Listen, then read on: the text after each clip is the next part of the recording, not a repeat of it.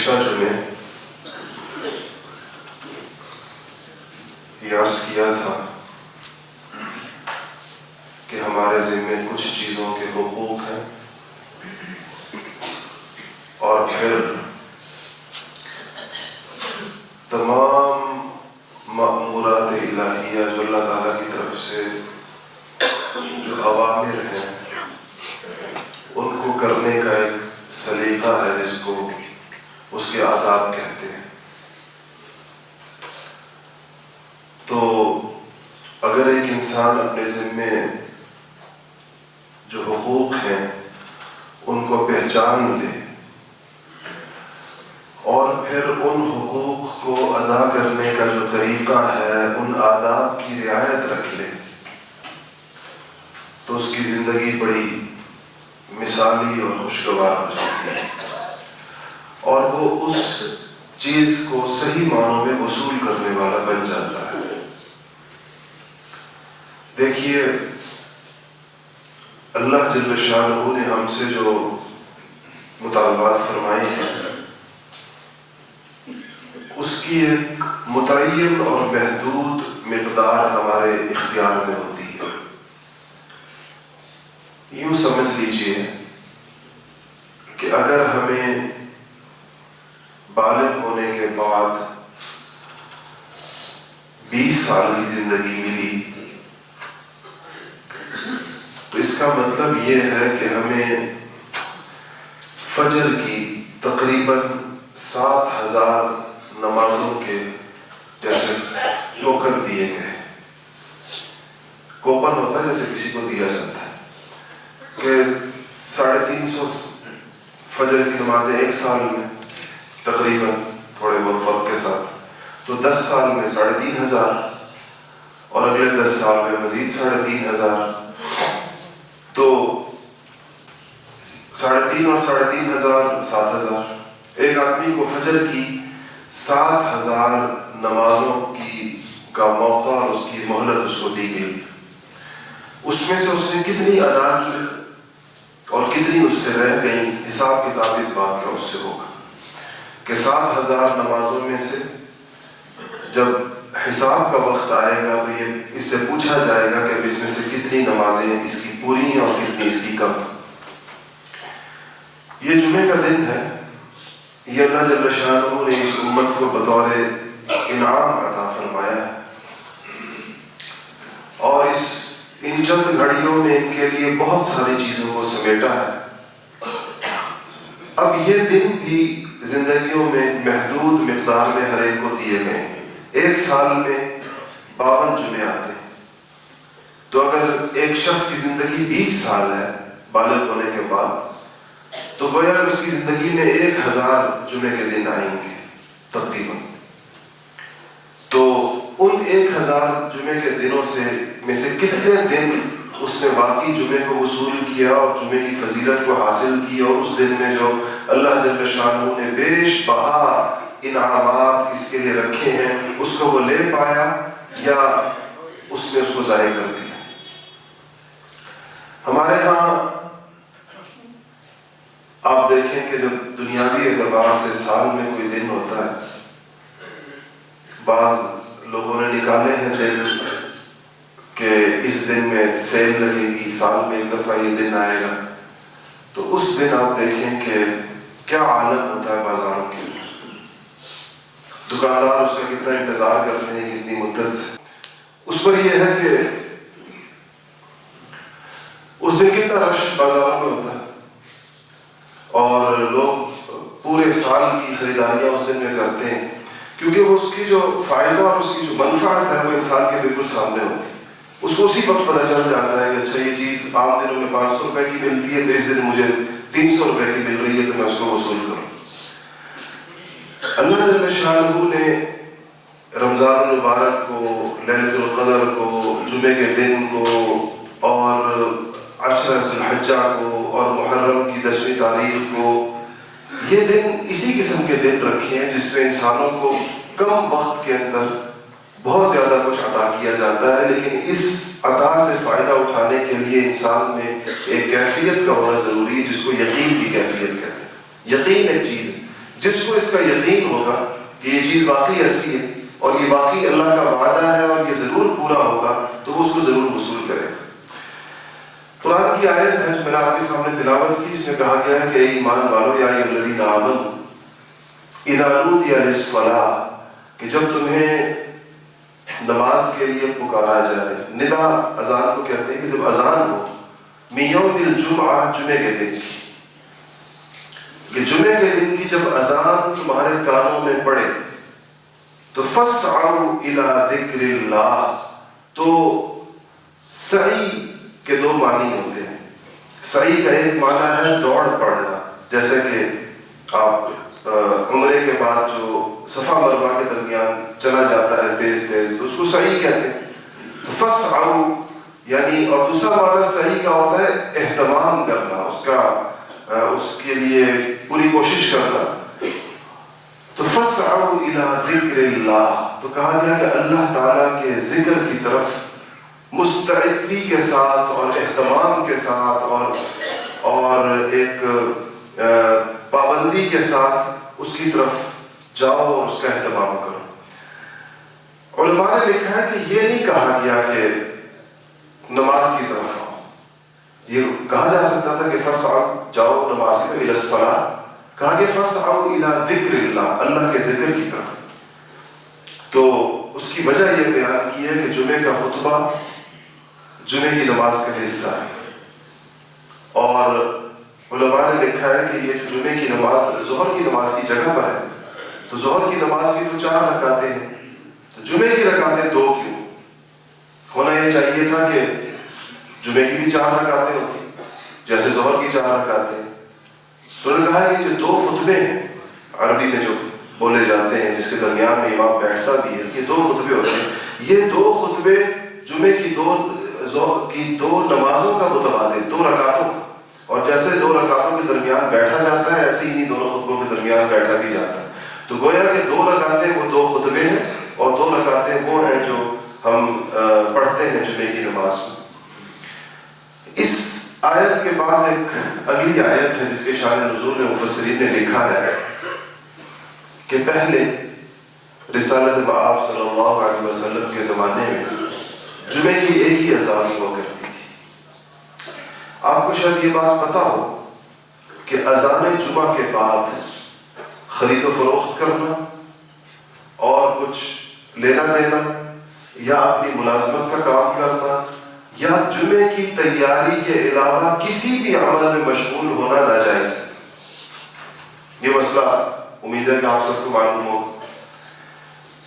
اس میں تو تھوڑا سا اختلاف ہے علماء کا کہ وہ کون سی اذان ہے، پہلی اذان ہے یا دوسری اذان ہے، اور اختلاف اس وجہ سے ہے کہ دوسری اذان کا اضافہ سیدنا عثمان غنی رضی اللہ تعالیٰ عنہ کے زمانے میں ہوا ہے، اور حضور صلی اللہ علیہ وسلم کے زمانے میں اور ابوبکر صدیق کے زمانے میں اور عمر فاروق رضی اللہ عنہ کے زمانے میں ایک ہی اذان ہوا کرتی تھی، اور وہی اذان تھی جس میں قرآن نے کہا کہ اذا نودی للصلاۃ من یوم الجمعہ فاسعوا الی ذکر اللہ۔ تو پھر یہ ہوا کہ ظاہر بات ہے کہ اس زمانے میں اتنا مدینہ شریف حضرت عثمان غنی کے زمانے میں بہت پھیل گیا تھا، اور جمعہ تو مسجد نبوی میں ہی ہوتا تھا۔ صحابہ کی مدینہ میں بعض چھوٹی مساجد اور تھیں لیکن اس میں جمعہ نہیں ہوتا تھا، تو ادھر ہی جمعہ مسجد نبوی میں پڑھتے تھے۔ تو پھر حضرت عثمان غنی نے مسجد نبوی سے کچھ فاصلے کے اوپر ایک اور مقام پر ایک اذان کا اہتمام فرمایا تاکہ لوگ اس کو، تو اب بعض علماء کی رائے یہ ہے کہ یہ دوسری اذان مراد ہے، لیکن اکثر و بیشتر علماء کی رائے یہ ہے کہ پہلی اذان مراد ہے، کہ پہلی اذان کے بعد انسان کو مسجد میں ہونا چاہیے۔ تو پہلے جیسا میں نے عرض کیا کہ اذان ایک ہوتی تھی، اور اس کے بعد پہلے نماز ہوتی تھی پھر خطبہ ہوتا تھا، جیسے ہمارے یہاں آج کل عید کی نماز پر آپ نے دیکھا ہوگا کہ عید کی نماز پہلے پڑھا دی جاتی ہے، خطبہ اس کے بعد ہوتا ہے۔ تو مدینہ منورہ میں قحط تھا اور لوگ بڑے اہتمام سے یعنی اس بات کے انتظار میں تھے کوئی تجارتی قافلہ یمن یا شام سے آئے جو اپنے ساتھ غلہ لے کر آئے، تو جو قحط کی کیفیت ہے وہ کم ہو سکے۔ تو ایک دن جمعے اور نماز جمعہ ہو چکی تھی. جسے میں نے عرض کیا کہ خطبہ نماز جمعہ کے بعد ہوتا تھا. تو نماز جمعہ ہو گئی تھی اور آپ صلی اللہ علیہ وسلم خطبہ ارشاد فرما رہے تھے. اتنے میں وہ جو گھنٹیاں ہوتی تھیں قافلے والے بجاتے تھے قافلے کے پہنچنے کی, تو وہ گھنٹی بجی, گھنٹیاں بجائی گئیں کہ قافلہ غلہ لے کر کسی دوسرے ملک سے تاجروں کا قافلہ پہنچ گیا. تو یہ ایک جہاں قحط کا سا سما ہو تو وہ چیز بڑی اہمیت کے حامل ہوتی ہے. تو صحابہ فرماتے ہیں کہ بہت سارے لوگ اٹھ کر خطبہ جمعہ سے اٹھ کر چلے گئے تاکہ جلدی جلدی غلہ خرید لیں. ہو سکتا ہے کم آیا ہو, قحط ہے, مقدار کم ہو, جو پہلے جائے گا اس کو مل جائے گا, پھر ختم ہو جائے گا. تو وہ چلے گئے اور کچھ جو سنجیدہ اور بڑی عمر کے حضرات جیسے ہوتے ہیں, ظاہر ہے وہ تو بیٹھے رہے, نوجوان لوگ گئے ہوں گے. تو بعض صحابہ نے کہا کہ ہم صرف 40 لوگ مسجد میں رہ گئے. بعض کی روایت ہے کہ ہم 12 لوگ مسجد میں رہ گئے. ایک صحابی فرماتے ہیں کہ 40 رہے تھے, میں بھی ان میں تھا جو نہیں گیا تھا. تو جو لوگ چلے گئے ان کے اس جانے پر اللہ جل شانہ نے یہ صورت نازل کی جس کو سورہ جمعہ کہتے ہیں. اور اس پر اللہ پاک نے فرمایا کہ ایمان والو جو تمہارے کانوں میں یہ اذان پڑ جائے تو پھر تم جمعے کے لیے پہنچو. فسعوا الی ذکر اللہ وذروا البیع, اور یہ خرید و فروخت چھوڑو. اور ذالکم خیر لکم, یہ تمہارے لیے زیادہ بہتر ہے, ان کنتم تعلمون, اگر تم جانتے ہو. ہاں فاذا قضیت الصلاۃ, جب نماز ہو جائے تو فانتشروا فی الارض وابتغوا من فضل اللہ, تو پھر زمین میں پھیل جاؤ اور اللہ جل شانہ کے فضل کو تلاش کرو. مطلب اس کے بعد تمہیں اجازت ہے اگر تم کوئی خرید و فروخت کرنا چاہو, اپنی ملازمتوں پر جانا چاہو, اپنے کاموں پر جانا چاہو. تو یہ نماز جمعہ کے اہتمام کے بارے میں آیت ہے جو قرآن پاک میں موجود ہے. علماء نے اس سے ایک اور نقطے کا استنباط کیا ہے, مفسرین نے, اور بڑا دلچسپ نقطہ ہے. وہ یہ کہتے ہیں کہ اس سورہ جمعہ میں جمعے کے اہتمام میں کمی کرنے پر اللہ جل شانہ کی طرف سے ایک طرح سے عتاب یا یہ کہیں کہ تنبیہ نازل ہوئی ہے. پورے قرآن میں اس آیت کے علاوہ جمعے کی فرضیت کے اوپر کوئی آیت موجود نہیں. تو جمعہ فرض کیسے ہوا تھا؟ قرآن میں تو کہیں اس کی فرضیت کا ذکر نہیں, اور ادھر تو اس بات کا ذکر ہے کہ اس کا اہتمام کا ذکر ہے, یعنی فرض پہلے سے ہو چکا ہے اور صحابہ کا معمول بھی جاری ہے اور جمعہ پڑھا بھی جا رہا ہے مدینہ منورہ میں, لیکن قرآن پاک میں تو اس کے فرض ہونے کی کوئی آیت موجود نہیں ہے. اس سے علماء نے کہا ہے کہ پتہ چلتا ہے یہ جو لوگ یہ کہتے ہیں کہ ہر بات کے لیے قرآن کی آیت لے کر آؤ, یہ اس لیے غلط کہتے ہیں کہ جمعے کی فرضیت نبی صلی اللہ علیہ وسلم کی حدیث کے ذریعے ہوئی. اور اس سے پتہ چلتا ہے کہ نبی صلی اللہ علیہ وسلم کی حدیث تو خود فرضیت چیزوں کے فرض کرنے میں اور ان کے احکامات کو بیان کرنے میں مستقل حیثیت حاصل ہے, جیسے کہ قرآن پاک کو حاصل. وہ وحی غیر مطلوب جو حدیث کے ذریعے آتی ہے, یہ ٹھیک ہے کہ نبی اپنی طرف سے کچھ نہیں کہتا. نبی کے اوپر جو اللہ پاک کی طرف سے وحی آتی تھی اس کی 2 قسمیں ہوتی تھی. ایک وہ ہوتی تھی جس کے بارے میں ارشاد ہوتا تھا, طے ہوتا تھا کہ یہ قرآن کا حصہ بنے گی, اور ایک وہ وحی ہوتی تھی جو کہ نبی صلی اللہ علیہ وسلم کی روزمرہ کی گفتگو میں آتی تھی, جس کو ہم حدیث کہتے ہیں. تو جمعہ جو فرض ہوا ہے وہ تو آپ صلی اللہ علیہ وسلم کے ارشاد سے ہوا ہے, قرآن پاک میں اس کی آیت موجود نہیں ہے. ہاں قرآن میں جمعے کے اہتمام میں کوتاہی کرنے کے اوپر اس پر اللہ تعالیٰ کی طرف سے تنبیہ ضرور موجود ہے کہ اس کے اہتمام میں کوتاہی نہ کی جائے. فسعوا الی ذکر اللہ, باب اللہ کے طور پر. اس سے پتہ چلتا ہے کہ جو بعض لوگوں کا یہ مزاج ہوتا ہے یہ بالکل غلط اور غیر علمی مزاج ہے کہ ہر چیز پر وہ قرآن کی آیت کا مطالبہ کرتے ہیں. حدیث رسول صلی اللہ علیہ وسلم شریعت کا ماخذ ہے جیسے قرآن پاک ماخذ ہے, اور آپ کی حدیث سے بھی چیزیں ثابت بھی ہوتی ہیں, اور اس سے چیزوں کا اس بات بھی ہوتا ہے اور ان کی نفی بھی ہوتی ہے, بہت ساری چیزوں. تو آپ ایک تو جمعے کی یہ وجوبی چیز واجب جس کو کہنا چاہیے, فرض نماز جمعہ ہے, اس کا اہتمام ہے, اور آپ صلی اللہ علیہ وسلم نے اس کی ایک ایک چیز کی بابت فضائل بیان فرمائے. آپ نے فرمایا کہ جو شخص جمعے کا غسل کرے. اچھا, اب غسل تو کئی قسم کا ہوتا ہے. آپ میرا خیال ہے کہ غسل میں اور نہانے کے فرق کو سمجھتے ہوں گے. آج کے لوگ کہتے ہیں شاور لینا اور غسل کرنے میں تھوڑا فرق ہوتا ہے, کیونکہ غسل کے اپنے فرائض ہیں جو پورے کیے جاتے ہیں. شاور میں تو ضرور نہیں کہ وہ فرائض پورے ہو جائیں. تو آپ نے فرمایا کہ جو شخص جمعے کا غسل کرے, اور پھر کہا کہ ایسے غسل کرے جیسا کہ جنابت کے لیے غسل کیا جاتا ہے، یعنی جیسا کہ فرض غسل کیا جاتا ہے، اگر وہ اس اہتمام کے ساتھ جمعے کا غسل کرے تو اس غسل کے نتیجے میں اس کے ہر بال کی جڑ سے بھی سارے گناہ چھڑ جاتے ہیں، پاک ہو جاتا ہے وہ انسان. کیوں؟ اگر ایک تو ظاہری گناہ ہے جو اس کے فرض، یعنی یہ تو ایک تمثیل ہے، ایک بات بتائی گئی ہے کہ اگر گناہ اس کے بالوں کی جڑوں کے اندر ہوگا تو وہاں سے بھی اللہ پاک اس کے گناہوں کو جھاڑ دیں گے جو شخص جمعے کا غسل اہتمام کے ساتھ کرے. ہمارے یہاں بیچارہ یہ لوگ جو دفتروں میں ہوتے ہیں، سرکاری وقت ہے چونکہ یہ غسل جمعہ کا اہتمام عام طور پر نہیں کر پاتے کیونکہ اس کا موقع نہیں ہوتا. اگر اس دن سرکاری چھٹی ہوا کرتی تو لوگ جمعے کا اہتمام کم سے کم غسل جمعہ کی فضیلت ان کو ضرور حاصل ہوتی. اب تو لوگوں کو سیدھا دفتروں سے آنا پڑتا ہے، اگرچہ اس میں الحمدللہ یہ قول موجود ہے، لیکن وہ صبح غسل کا اہتمام، بعض حضرات نے تو یہ لکھا ہے، فقہا کا اس میں آراء مختلف ہے. بعض یہ کہتے ہیں کہ غسل جمعہ اس کو کہتے ہیں جو جمعے کے لیے کیا جائے اور اسی غسل سے نماز جمعہ پڑھی جائے، اس کے بعد وضو نہ کرنے کی نوبت، وضو نہ ٹوٹے اس کے بعد اس کا. بعض حضرات نے یہ کہا. لیکن ایک دوسرا قول موجود ہے جن حضرات کے لیے ہے جو یہاں بہت سارے لوگ دفتروں سے آتے ہیں، دور سے آتے ہیں، کہ بعض نے فرمایا کہ اگر جمعے کی صبح بھی غسل کر لیا جائے تو اس کے بعد بے شک اس کا وضو ٹوٹ جائے اور وہ دوبارہ وضو کر کے بھی اگر وہ جمعہ پڑھے گا تو وہ جو اس کا غسل جو اس نے صبح کیا ہے اس پر اس کو وہ فضیلت حاصل ہوگی جو جمعے کے دن کے غسل کی فضیلت ہے. تو اس لیے سب کو اہتمام کرنا چاہیے. جو لوگ دفتروں میں نہیں ہوتے یعنی وہ نماز سے پہلے کر سکتے ہیں کہ اسی غسل کے ساتھ پھر وہ نماز پڑھے، ان کو اس کا اہتمام کرنا چاہیے. جو دفتروں سے آتے ہیں جن کو 8-9 بجے ڈیوٹی پہ جانا پڑتا ہے، لازماً ان کو پھر دوبارہ وضو کرنا پڑتا ہے، تو وہ صبح نماز سے پہلے، نماز کے بعد یا نماز سے پہلے جب بھی چاہیں تو وضو کر سکتے ہیں. پھر آپ صلی اللہ علیہ وسلم نے کچھ اور چیزوں کو اس کے ساتھ ارشاد فرمایا. نماز یعنی جمعے کے دن یا اس سے پہلے کہنا ہے کہ نماز جمعہ کی فضیلت کو زیادہ سے زیادہ حاصل کرنا اور زیادہ سے زیادہ اس کی نورانیت کو حاصل کرنا، اس کے لیے کچھ چیزوں کو ارشاد فرمایا، جس میں پہلی چیز غسل جمعہ. دوسری چیز اس کے ساتھ ارشاد فرمائی کہ اچھے کپڑے پہننا. روایات میں آتا ہے کہ جو آپ کے پاس دستیاب لباس ہو ان میں سے جو سب سے بہتر لباس ہو اس کا انتخاب کیجیے جمعے کے لیے.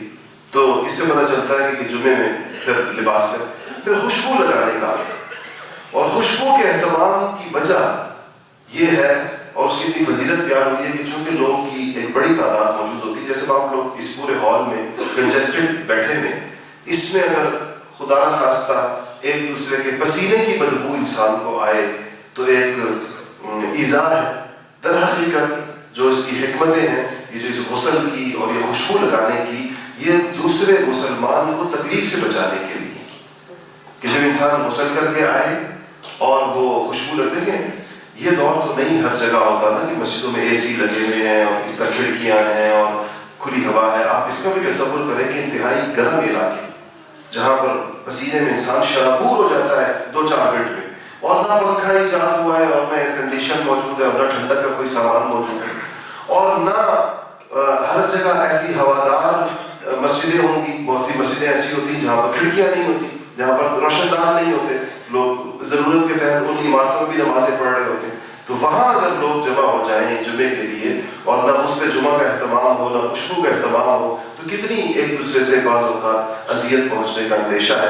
یہ ایک طرح سے مسلمانوں کو ایذا سے بچانے کے لیے یہ چیزیں باقاعدہ ثواب کا باعث قرار دے دی گئی. تو کہا کہ خوشبو لگائے جمعے کے دن، اس کا اہتمام کرنا چاہیے، خوشبو انسان لگا. پھر فرمایا کہ جو جا سکے تو پیدل مسجد جائے.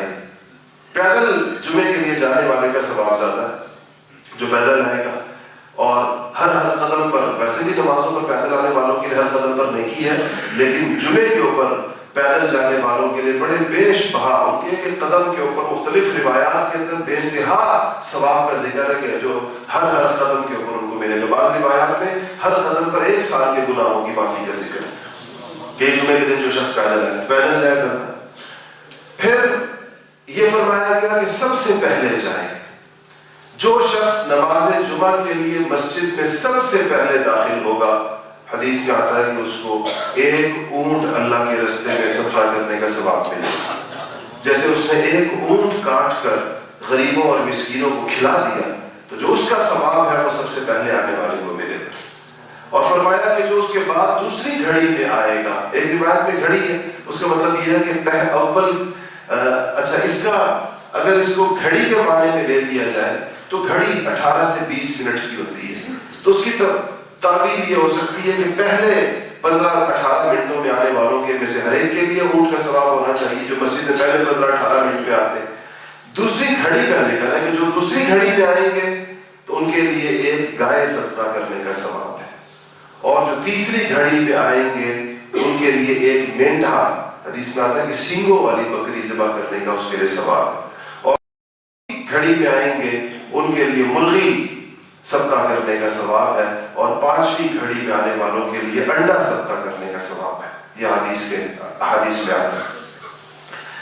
پھر کچھ آداب اور بیان کیے گئے اس کے آئے تو پہلے آپ صلی اللہ علیہ وسلم فرمایا کہ آنے والا جمعے کے لیے آنے والے کو، خاص طور پر عام نمازوں بھی ہوتے ہیں جمعے میں وقت زیادہ ہوتا ہے، کہا کہ لوگوں کے کندھے نہ پھلانگے، کندھوں پر سے گزر کر نہ آئے۔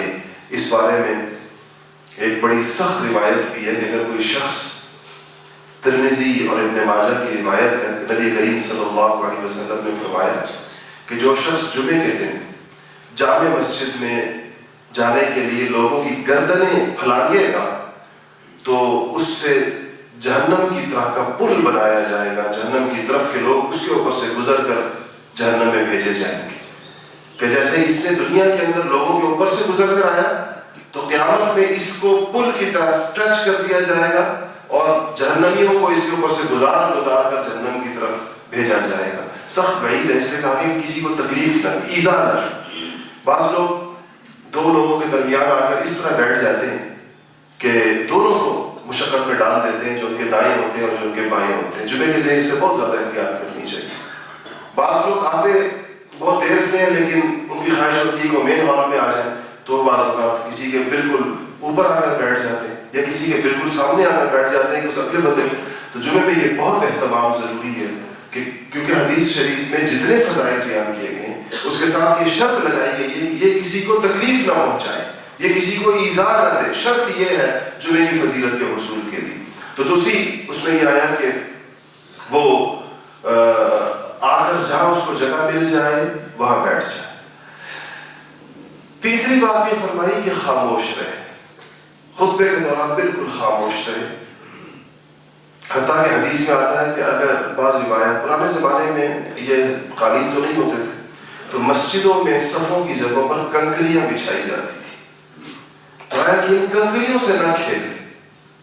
بعض لوگ ہوتے ہیں نا، آپ نے تو ایک کنکری اٹھائی، دوسری اٹھائی، ایک نیچے پھینکی، دوسری نیچے پھینکی، نیچے کچھ شغل کر رہے ہوتے ہیں اس ٹائم میں، تو کہا کوئی اور شغل نہ کرے، بالکل توجہ یکسوئی کے ساتھ خطبے کو سنیں۔ اور کہا کہ اگر کوئی بندہ کوئی شغل کر رہا ہے تو دوسرا اس کو یہ بھی نہ کہے کہ چپ کر، یعنی یہ بندہ وہ تو کر رہا ہے تو اس کو تو جمعے کی فضیلت اس کی تو گئی۔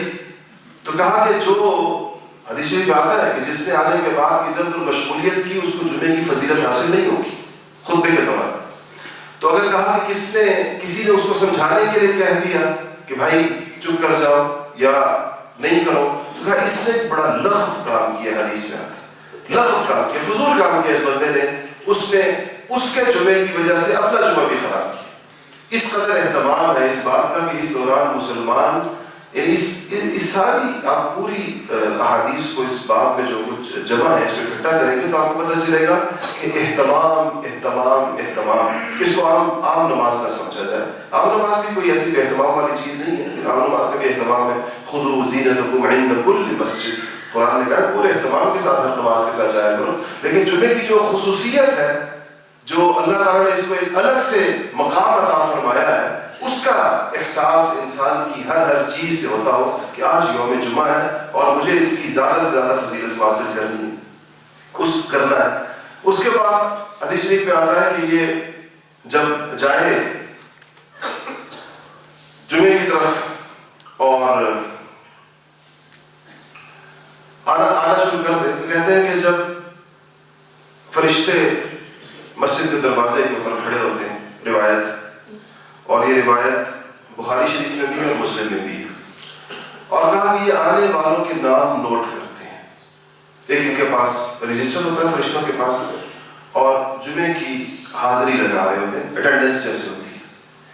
حدیث شریف میں آتا ہے کہ جب خطیب اپنی جگہ سے نکل کر ممبر کی طرف چل دیتا ہے تو فرشتے اپنے دفتر بند کر دیتے ہیں اور اس کے بعد آنے والوں کے نام نہیں لکھتے، اور خود آ کر مسجد میں خطیب کے سامنے مسجد میں آ کر دروازے پر ہوتے ہیں تو اندر آ کر وہ بھی خطبہ سننے کے اندر مشغول ہو جاتے ہیں، یعنی اپنی جگہ چھوڑ دیتے ہیں، ورنہ وہ دروازے پر ہوتے ہیں شروع میں، اور پھر وہ آ کر خطبہ سننے میں مشغول ہو جاتے ہیں۔